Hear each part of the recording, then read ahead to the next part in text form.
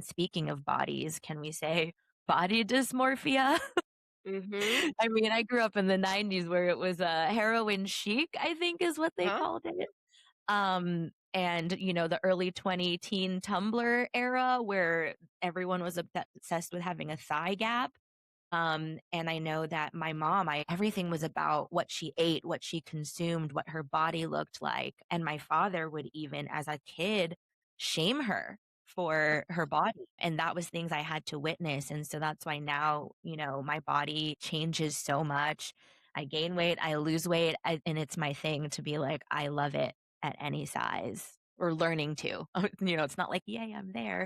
But it's a journey for sure. I am determined to break those cycles. Well, you're doing it. I mean, I see you on social media. I see your videos, twerking, prancing, feeling yourself, and it's so awesome. I love it because you're giving all of us permission to shake that thing, right? To have some fun and not take ourselves so seriously and to laugh and be in our bodies. So thank you for being such an incredible role model in all of this. I mean, I really, really appreciate it. I think it's so important. We need it. Thank you so much for saying that and for giving me this space to share like yes, I will do that and I will be that first person to go. And at the same time, in the context of everything we're talking about, it's not easy.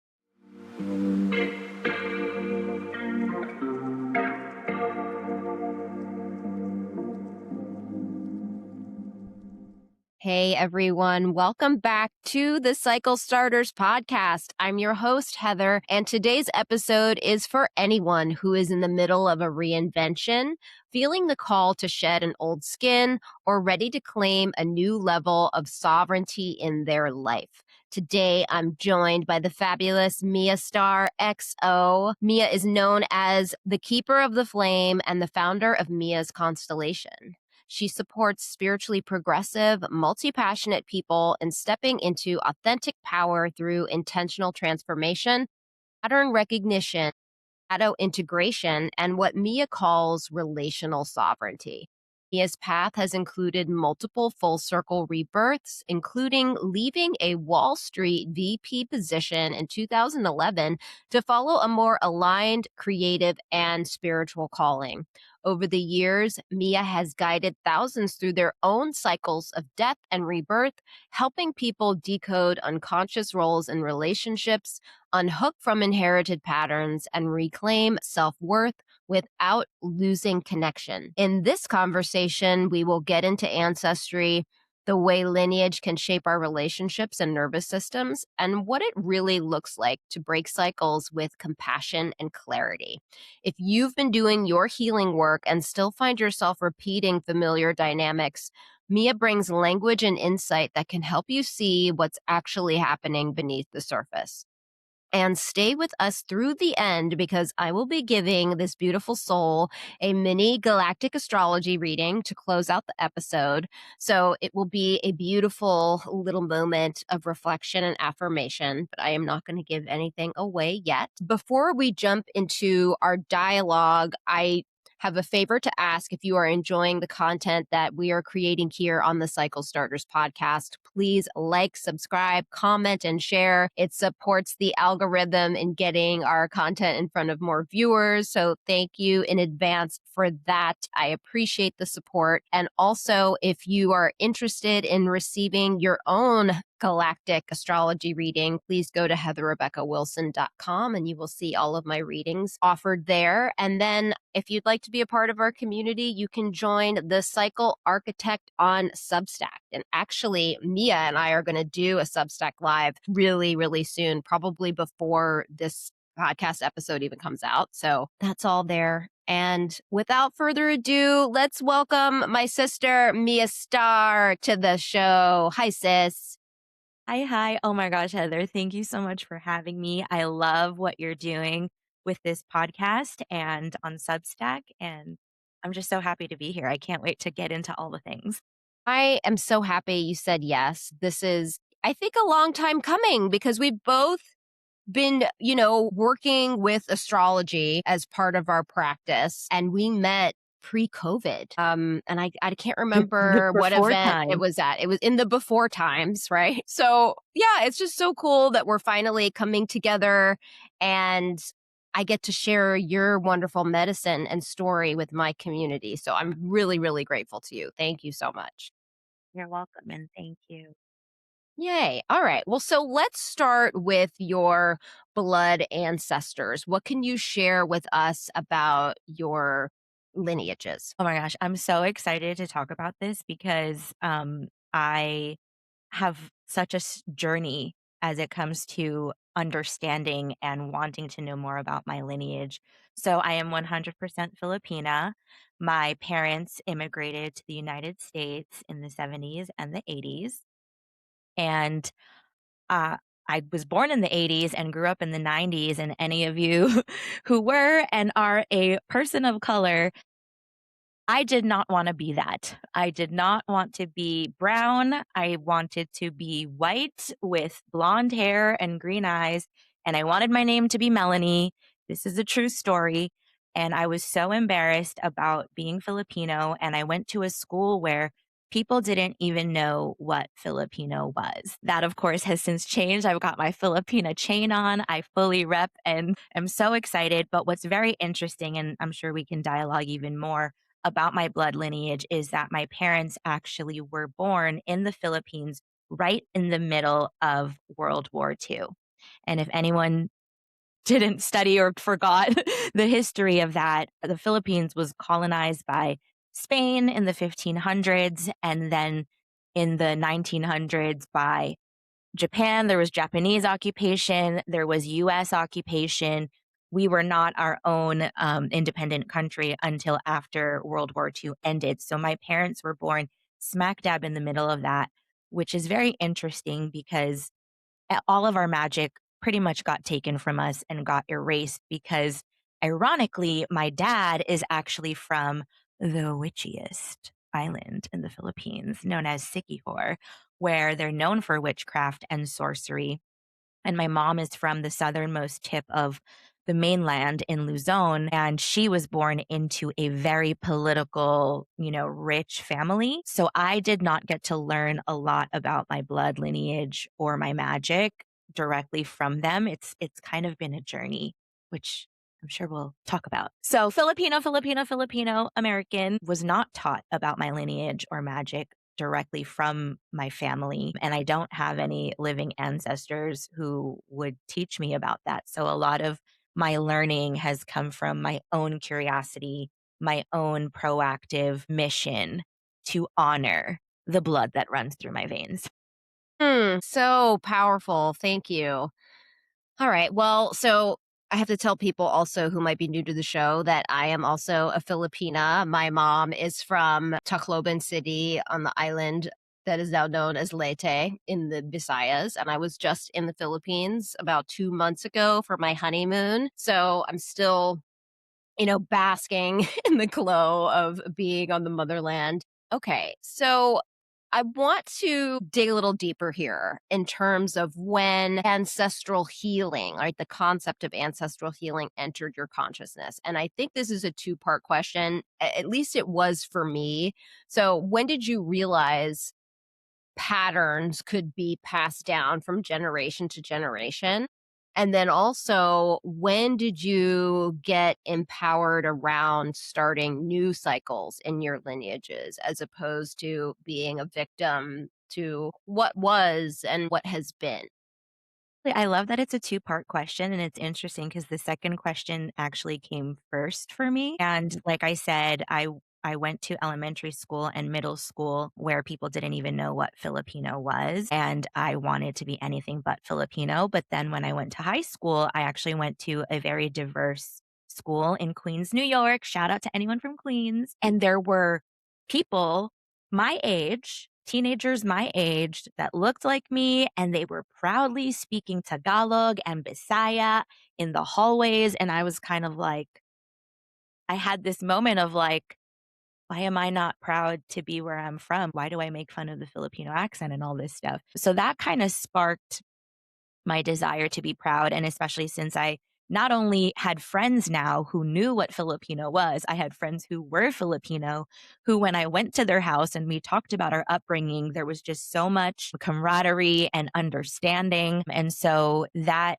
started to open up my desire to learn more about my heritage and where I come from, and to actually feel proud to be Filipino. And where it turned into these generational things that passed down was because of that question that popped up, meeting people who are my age, who are proud to be Filipino, speaking the language out in the hallways. And then I'm asking myself, what is it that made me not proud to be Filipino? And I do want to introduce a concept which may not be new to the audience here, but symbolic annihilation, which is the sociological concept that if you do not see yourself represented in the media you consume, you then basically render yourself unimportant or invisible. And because I was now in a school with hallways with media I was consuming, the people around me, it started to open me up to that.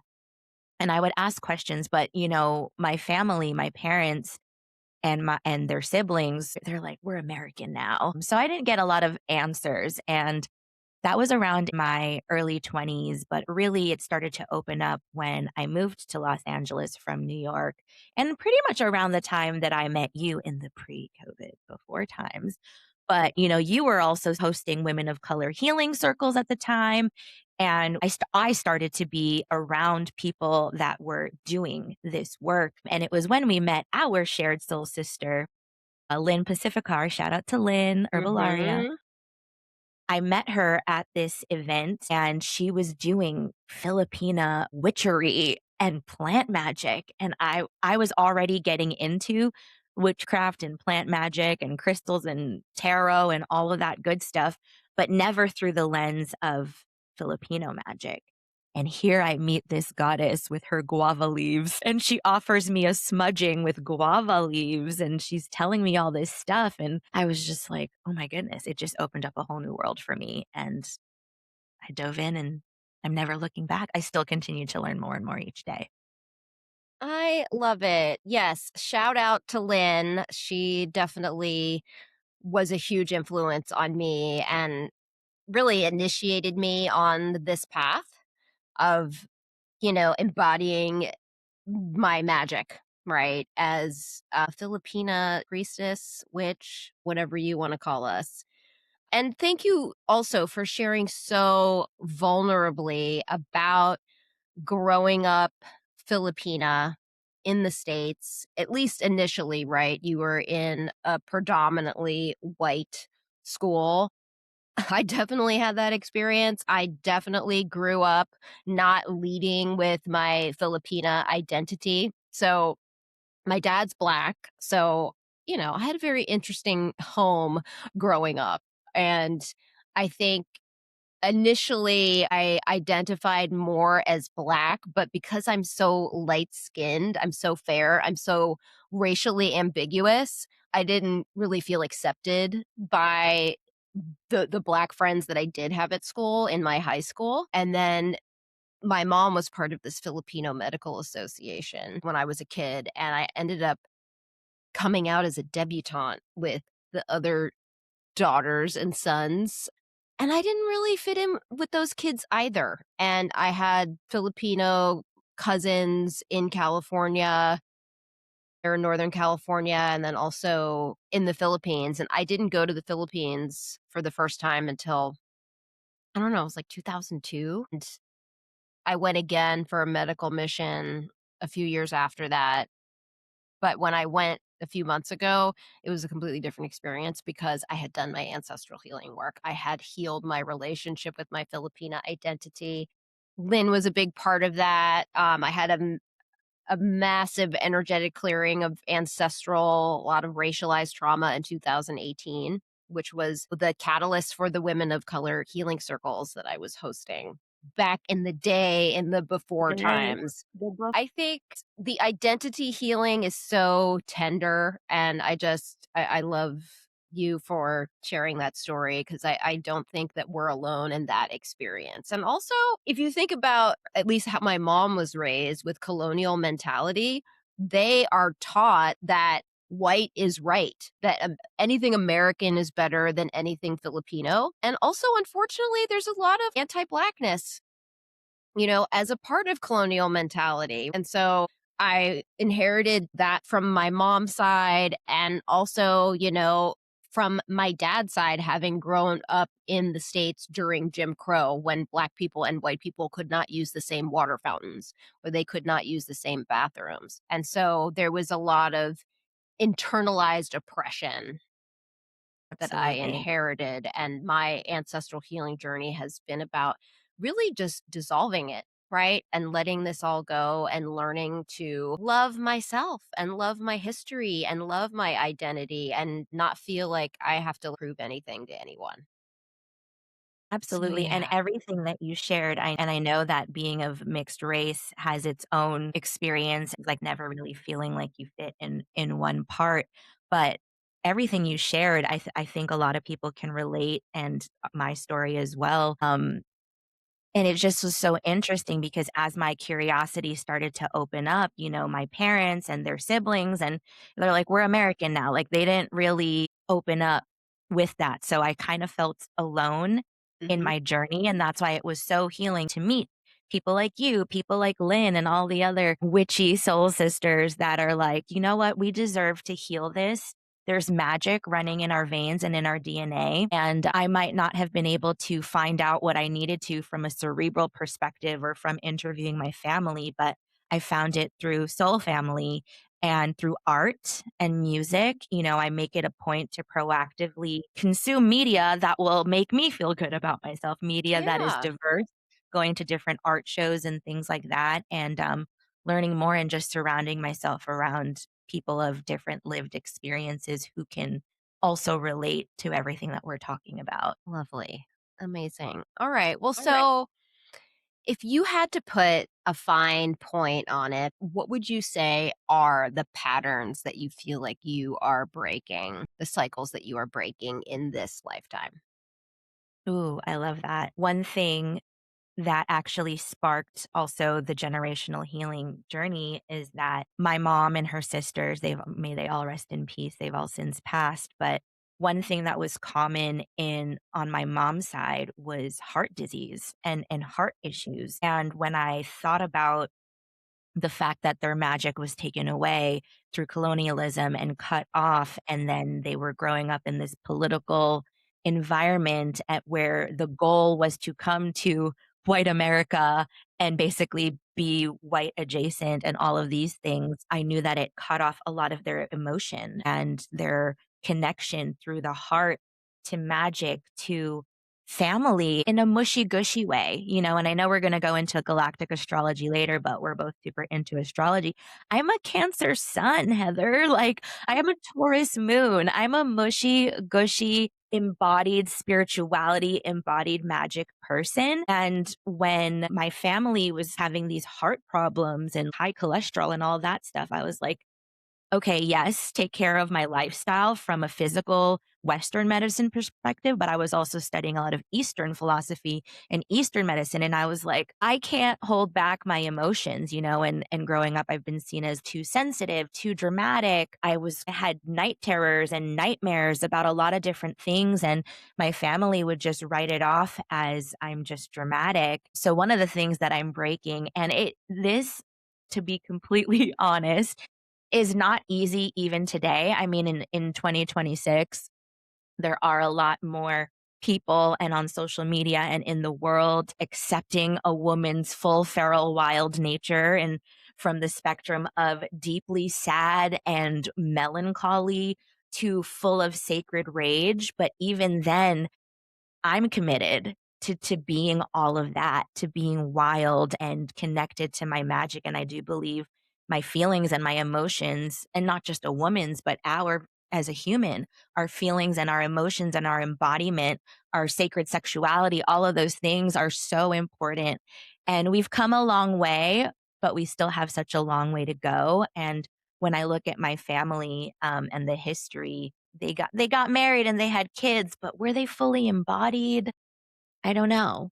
I mean, I would say no. I'm just trying to be nice. Mhm. So, sexual embodiment is a cycle that I'm breaking, releasing shame about sexuality and what it feels like to be in a human body and all of the pains and pleasures that come with that, um, as well as heart chakra stuff, heart healing. I don't shy away from my emotions. A lot of times it causes people to walk away from me, and there's deep pain that I feel from that, but I'm determined to break that, and it shows up in my communities and in my relationships now where I give myself permission to feel all the feels and I give the people around me permission to feel all the feels, and it really hurts sometimes to see how much we as a society still shame ourselves so much for two of the things that are, in my opinion, the most sacred things, which is our emotions, our feelings, and our sexuality and our pleasure and our bodies. So those are two main things. And speaking of bodies, can we say body dysmorphia?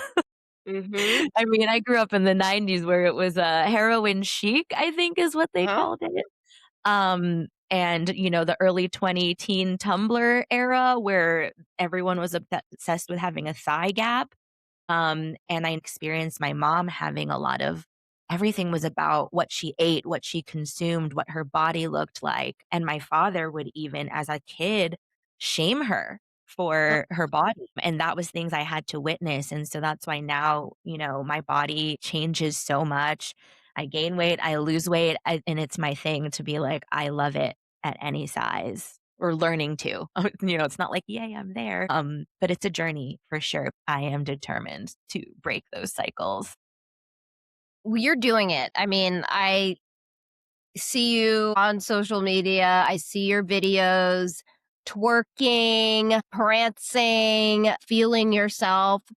And it's so awesome. I love it because you're giving all of us permission to shake that thing, right? To have some fun and not take ourselves so seriously and to laugh and be in our bodies. So thank you for being such an incredible role model in all of this. I mean, I really, really appreciate it. I think it's so important. We need it.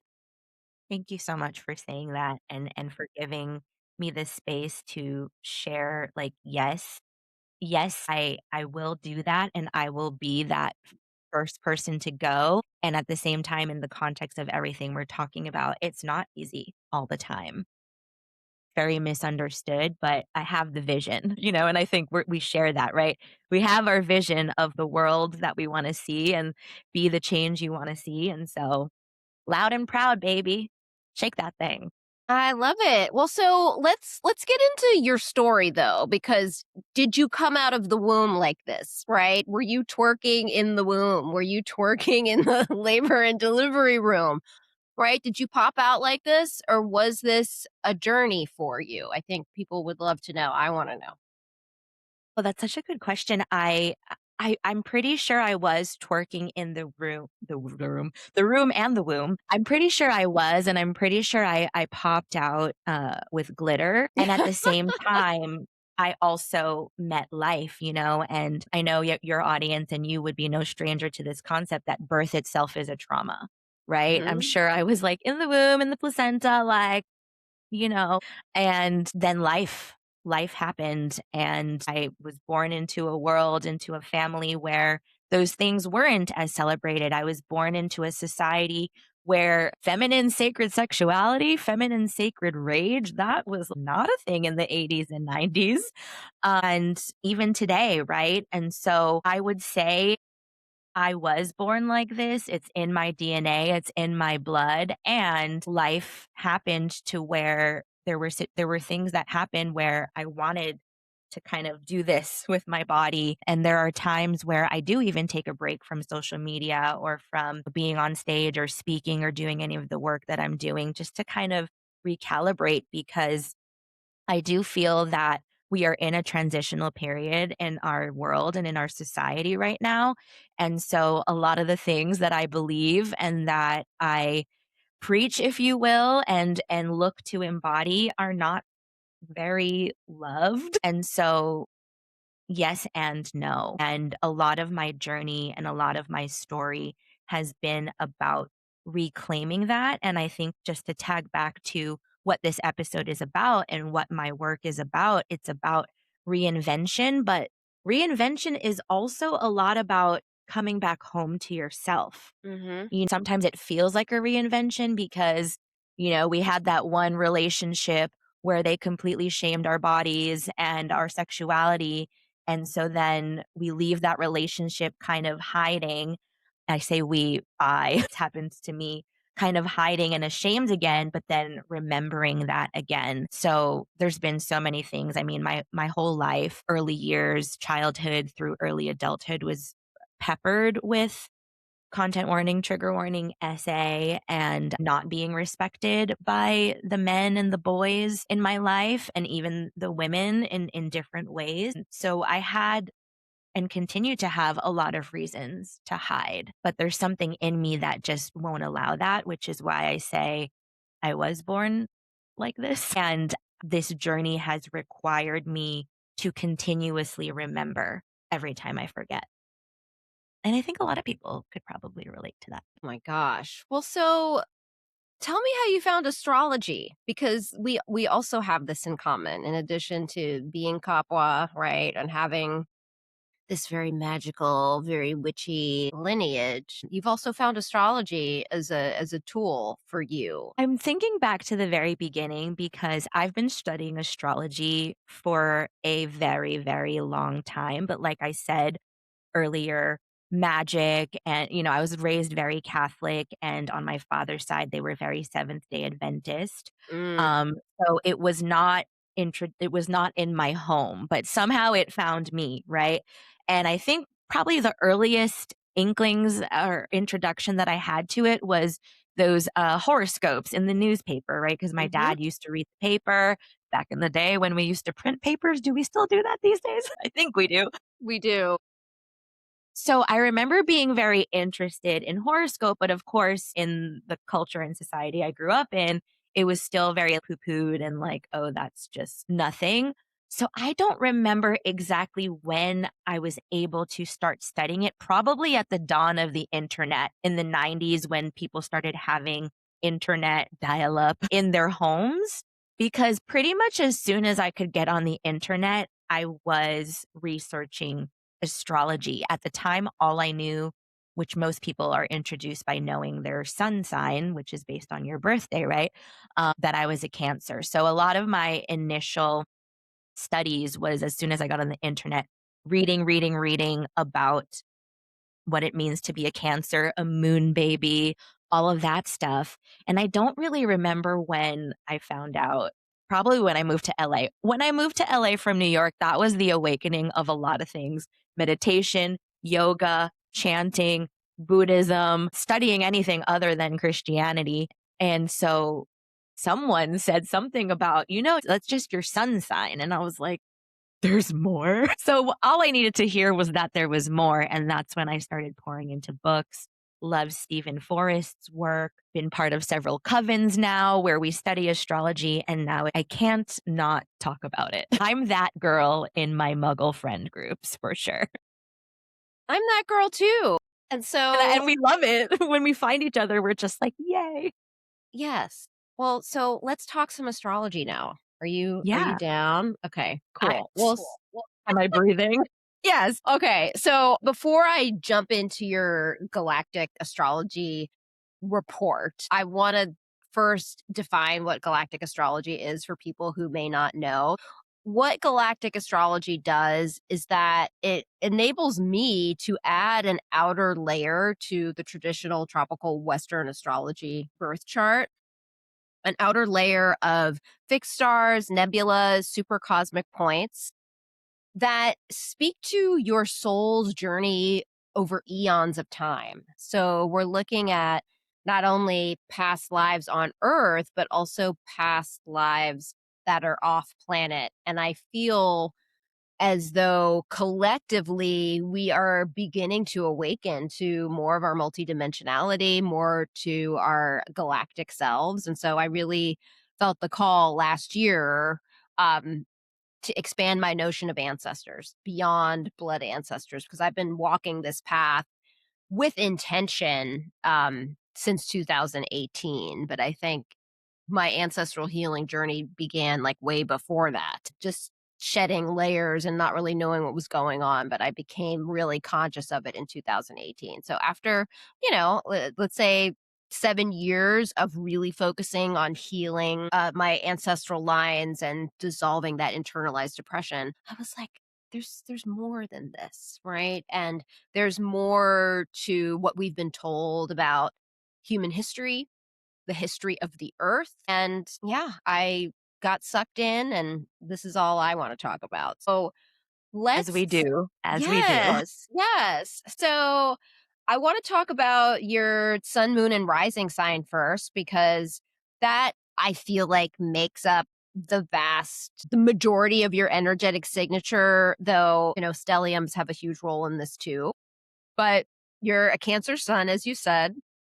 So this is where you shine. This is the special sauce that you mix into everything that you do that makes you stand out from the 11 other astrological signs. And this tells me right away that you are super psychic. You are mushy gushy. Okay. Right. This is cardinal water. Water represents our emotions, our feelings, our sentiments. Cancer is associated with the mother. Um, there's a lot of nurturing energy here. It's very, very loving, and you're very sensitive. Tell me about this Cancer Sun life, girl, because you feel everything.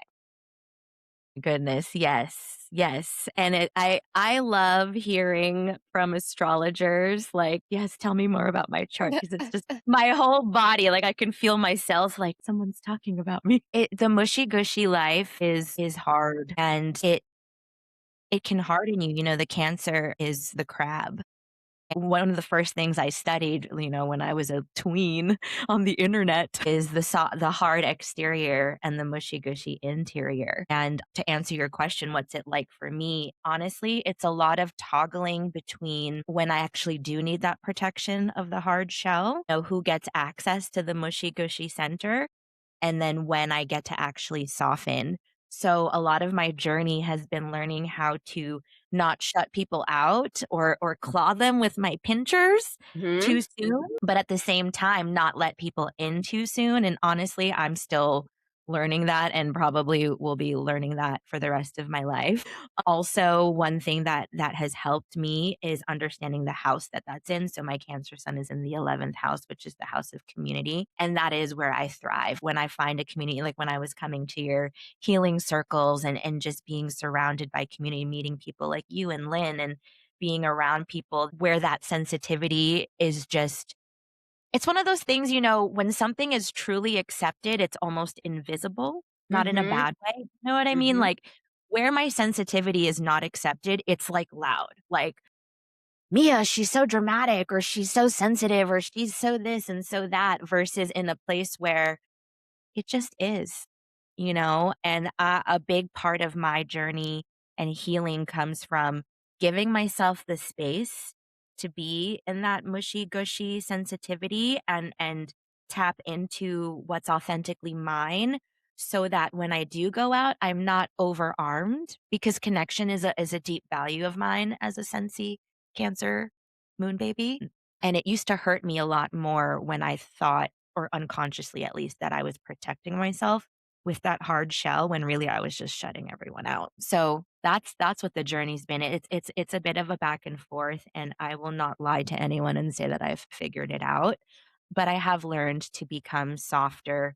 I see it more, instead of this wall that goes up, it's more Hmm. like a screen door, not an iron vault. Okay, nice. Okay, lots of wisdom there for the other folks out there listening who have a strong Cancer presence in their chart. I mean, I imagine it's super intense. And what I've also noticed is that the crab has its own cycles of shedding, right? Its hard exterior. It needs to hide in between some rocks while it's really soft so that they develop or regenerate, regrow that armor, that protection. And so I think when you have a strong Cancer presence in your chart, if you can learn to work with your cycles Yes, yes. and not life becomes easier, right? You're not a victim, right? Like just know like, yeah, I was around a lot of people, there was a lot going on and I absorbed a lot and so now I need to be alone so that I can feel myself instead of feel everybody. Does that resonate at all for you? Yes, I love the way that you just said that, like, know your cycles, that's been my journey, and not shaming myself, right? 'Cause as a sensitive being and the mama bear, it's like I would guilt myself, and it's like, "No, girl, you're super soft shell right now." Like, Right. it's okay. Okay. Well, so we have to talk about your moon because the moon is our emotions, it's our feelings, it's our sentiments, it's our ancestral wounds, but also the gifts that our ancestors have given us. And your moon is in the sign of Taurus, correct? Right?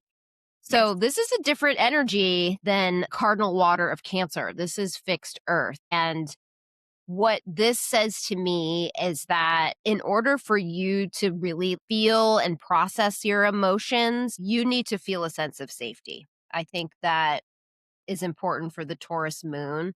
Um, Also, you like to touch things, right? And eat things. There's certain creature comforts that you love that are important for you to feel at home and balanced in your own energy. And I think that's the most cool and empowering thing about knowing your moon is that it tells you what you are responsible for giving to yourself in order to feel balanced and at home in your own energy. So, yeah, I think yummy snacks, your special drink, your special skincare, your candle, your pillow, your blanket, that's really important for you. So, talk to me about this. And also, the ancestral wound could be around resources and security, self worth, and cultivating a sense of inner safety. So, yeah, talk to me. You unlocked a layer to my Taurus moon that either I've never thought about or I haven't thought about in a while, and it's when you said the sense of safety and how that's tied to the ancestral wound, and when I think of Taurus, I think of the body, like, how can we not?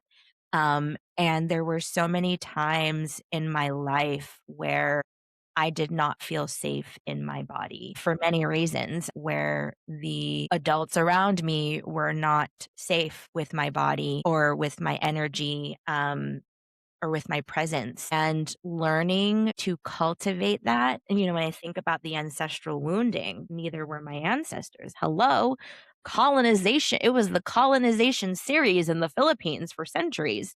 Mhm. Um, and so all the ways that they didn't feel safe in their bodies. One of my biggest bodily issues that I came in with that I actually had surgery, major, major surgery on just 2 years ago was around my body and being able to digest my emotions. And so that need for safety has been so important, and a big part of my journey has been being able to recognize where I get to claim that I am resourced enough to provide myself with that bodily safety, while at the same time learning all the ways that I've probably sought relationships or even communities or even jobs that did not provide that because that lack of safety was familiar. And so that's been such a journey. And here's the cool thing though that I've found with a Taurus moon is like, okay, healing, it's hard sometimes, but, like, make it luxurious. So Mhm. I've definitely given myself permission to process some of the toughest traumas of my life, and also probably the traumas that were passed down in some of the most luxurious retreats. So, like, if you're watching this and you're a Taurus moon, do that retreat in Yes. the tropics, okay? Do that retreat where you get a 2-hour Ayurvedic massage every day, and, I never thought about it like that until you brought it up in that lens, so thank you for that new lens, but, I now feel even less shame because I work through a lot of money shame stuff as well, Mhm. about spending that money on those retreats because you know what? My moon needed it, and it Yes. was carrying millennia of generational trauma. So, yeah, I did the retreat of 9 days of 2-hour Ayurvedic treatments every day. And honestly, it was the most healing thing that I could have done for myself, my body, my spirit, everything. Amazing. Yes. Taurus loves to luxuriate. Capricorn likes it too, by the way. But yeah, you needed that. And good for you for pouring into yourself. And thank you for bringing up the piece about the body. I think Taurus is very sensual, right? It's all about the five senses, feet on the ground, earthing, all of that. Okay. So let's talk about the rising sign because that's super important too. That's your vehicle for your divine mission. When people first meet you, this is the energy that they pick up on. And my feeling is that when we are a soul on the other side, when we don't have our personality, we decide when we're going to come in because we decide on the lessons our soul needs to learn, right, for our soul's evolution. So you decided to come in as a Virgo. And this is totally different energy. I'm a Virgo moon, so I'm very familiar with this. Virgo is mutable earth. We are meticulous. We are planners. We are exacting. We want to make things better. Right. I think that's the general thing. We want to improve things. And that I think that's also a form of healing. We want to heal. It's associated with the archetype of the virgin, but this is not the woman who abstains from sex. This is the woman who is sovereign. This is the woman who is complete unto herself without a man. Um, and then the low expression of Virgo is overthinking, being super self-critical to the point where you're being really mean to yourself.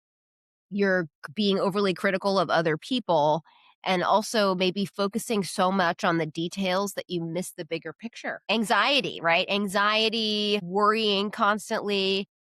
Tell me, how have you been navigating this Virgo rising life?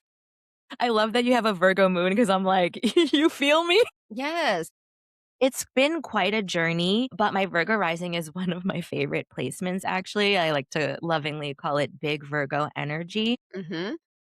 And yeah, I just want to touch on the perfectionism over analysis piece because I think a lot of people can relate to it. And what has helped me with that is understanding the spectrum within which that perfectionism lives, right? So, on one hand, you can be a control freak in a way that you are just a monster, a la Bridezilla to everyone around you. And so it's like, where's that coming from though? So that's coming from a commitment to excellence.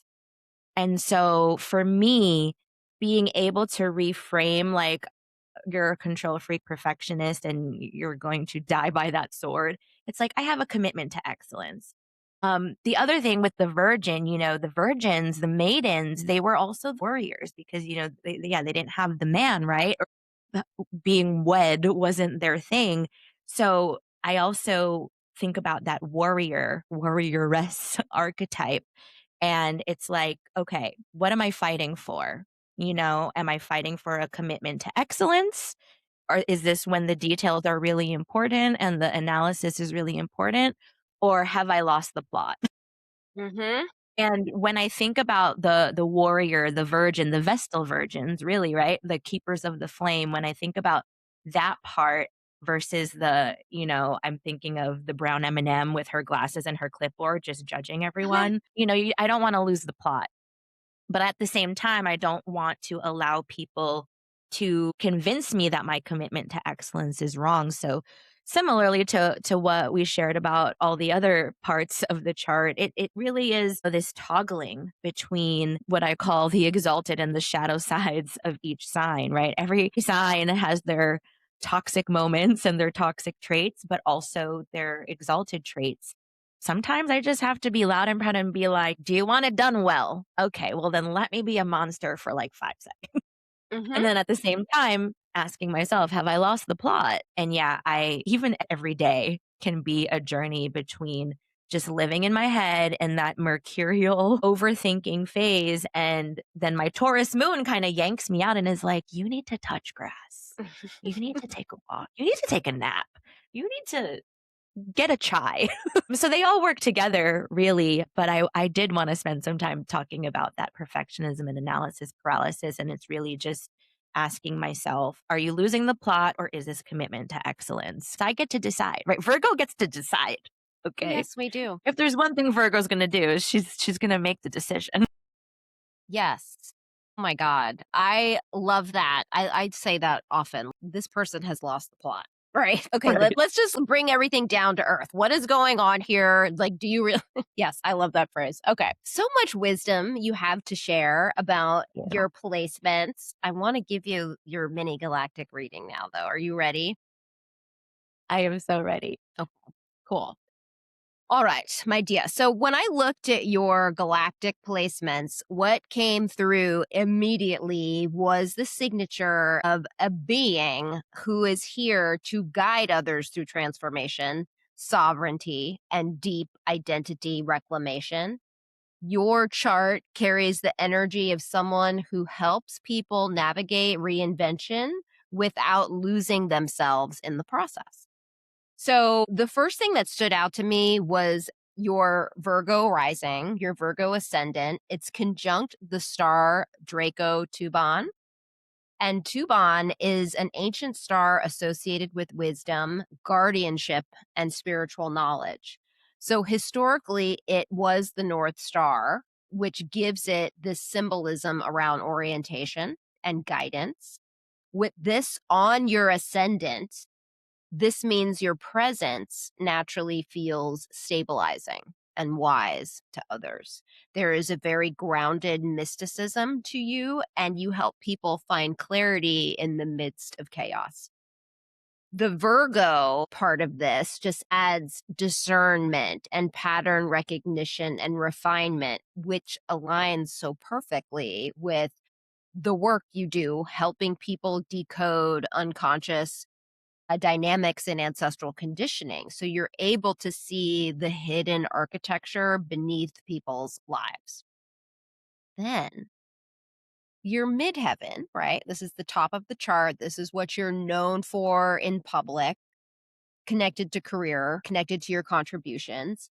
Your midheaven is in the sign of Gemini, which is mutable air. I'm a Gemini rising. You know this energy. Your midheaven is conjunct the star Perseus Murfak, and that is spelled Mirfak. And I absolutely love this for you because Mirfak carries themes of courage and leadership and collective influence. So in Gemini, which is the communicator, the teacher, the writer, the speaker, the person who is endlessly curious, your voice, your storytelling, and your communication become part of your destiny. You're meant to share ideas that help people mentally reorganize their reality and see themselves differently.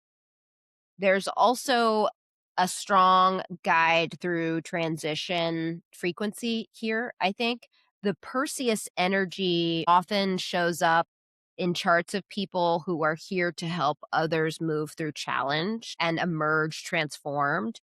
And so your public role isn't just about teaching, it's about helping people reclaim power through awareness. And then I saw your Saturn in Scorpio in the third house of communication. And Saturn is responsibility and structure and boundaries. And I feel like you have to do your Saturn. Otherwise, it's like hitting your head against a brick wall for the rest of your life. Like it's where you decided you were going to become masterful in an area of your life.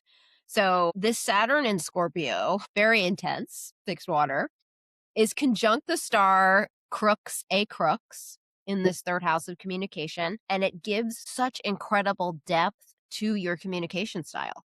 So Crux carries very mystical, esoteric healing frequencies, while Saturn brings mastery and lived wisdom to that. So this placement to me suggests that your voice becomes more powerful because of everything that you've survived and everything that you have integrated. So you're not just speaking from a book, right? Like, you read this somewhere, like you're reading theory. You're speaking from embodied experience. People trust you because they can feel the depth behind your words. And then we have one of the strongest signatures in your chart, which is Uranus in Sagittarius, conjunct the fixed royal star and Taurus, and the great attractor in the fourth house of ancestry and roots and family and home. So this is visionary energy to me. And Taurus, like I said, is one of the four royal stars associated with courage, strategy, activation, and the ability to see beyond existing systems. So Uranus, the planet of change, disruption, revolution, evolution, it amplifies innovation and awakening. While the great attractor, which is a gravitational anomaly, it's one of the super cosmic points in galactic astrology, it creates this magnetic pull towards expansion, truth, and higher consciousness. And then because all of this is happening in the fourth house, this speaks to someone who is literally rewriting inherited patterns, ancestral, emotional, familial, and relational. So you're here to disrupt what was unconscious in the lineage and create entirely new paradigms of belonging and sovereignty. And then finally, another thing that stood out was your Pluto in Libra conjunct the Shapley attractor, another gravitational anomaly. So this is in the second house of resources, and this is incredibly profound. So the Shapley attractor carries immense gravitational intensity and depth. So it's associated with unprecedented influence behind the scenes. So Hillary Clinton has an activation to the Shapley attractor in her natal chart. So Pluto magnifies transformation and rebirth. And so in this second house of value and resources and self-worth and embodiment, this suggests to me that one of your soul gifts is helping people reclaim value that was buried beneath conditioning and trauma and relational distortion.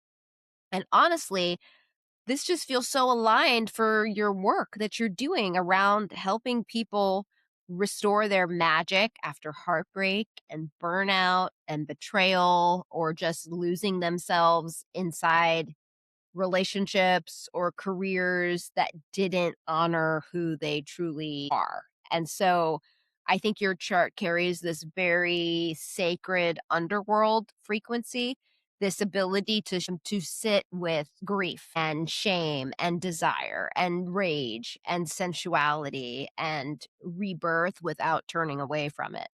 And so your work around sacred sexuality and Eros energy also feels deeply reflected here, because Eros, as you know, at its core is life force energy. It's creativity, it's desire, it's aliveness, it's your soul's expression. And I think your chart says you're here to help people remember that the flame was never actually gone.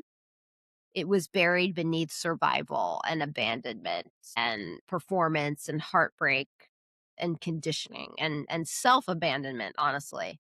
And so I think through your work, people reconnect to the parts of themselves that they thought they had lost forever. And so just your chart as a whole, I see someone who is here to help people become radically more themselves.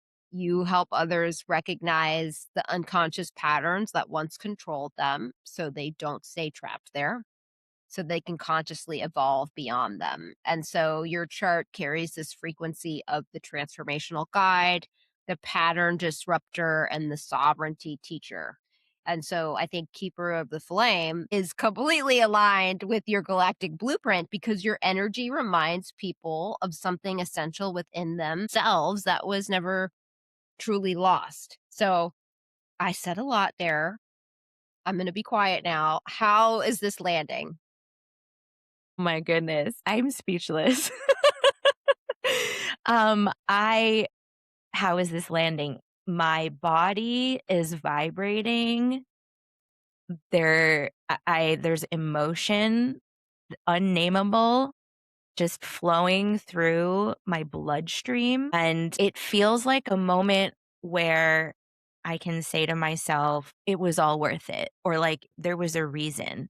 And one of the things that stood out in terms of a wound that I've been working on. When you were talking about Gemini, saying that, not just here to teach, but here to share wisdom.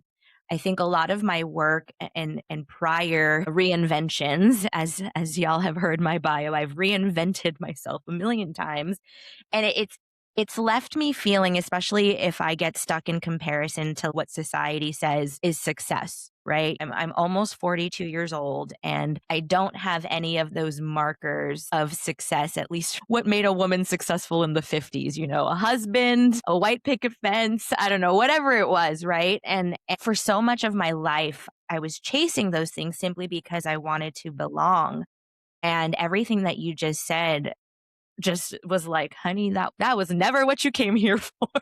I'm here to help rewrite these things. And I've had iterations as just a coach or just a writer or just a speaker. And as you were speaking, I just saw myself like I help people walk through their own Inanna descent, for those who know Mm-hmm. Inanna, their Persephone moment of knowing that they are the goddess of spring, but also the queen of hell, standing by the king Mm-hmm. of hell, just walking people through that. And as you were speaking, I was like, yes, this is what I was made to do. And at the same time, to be honest, there was also quite a bit of grief and heaviness as it helped me remember and kind of relive for a moment all of the things that I've gone through in this lifetime and possibly prior lifetimes that have me sitting here today from this place. I mean, it sounds all like, yay, transformation, but like, caterpillars turn to goo before they get wings. And does it hurt? Probably. Do they also resist it kicking and screaming as much as we do as humans? Probably. We just don't hear it. They don't write about it. So I don't even know if that answers your question because I kind of blacked out for a moment receiving the transmission. Girl, Thank you for that so much. Thank you. of course. And thank you for trusting me enough to look at your placements because a natal chart is a very intimate thing, right? You see it all there. So it was an honor for me to look at your chart and share these placements with you. And then we're going to do a Substack live Yes. tomorrow. So this podcast isn't going to come out for like 2 weeks, but But they'll still be tomorrow able to watch it they'll because be able to watch it exactly. it'll be up.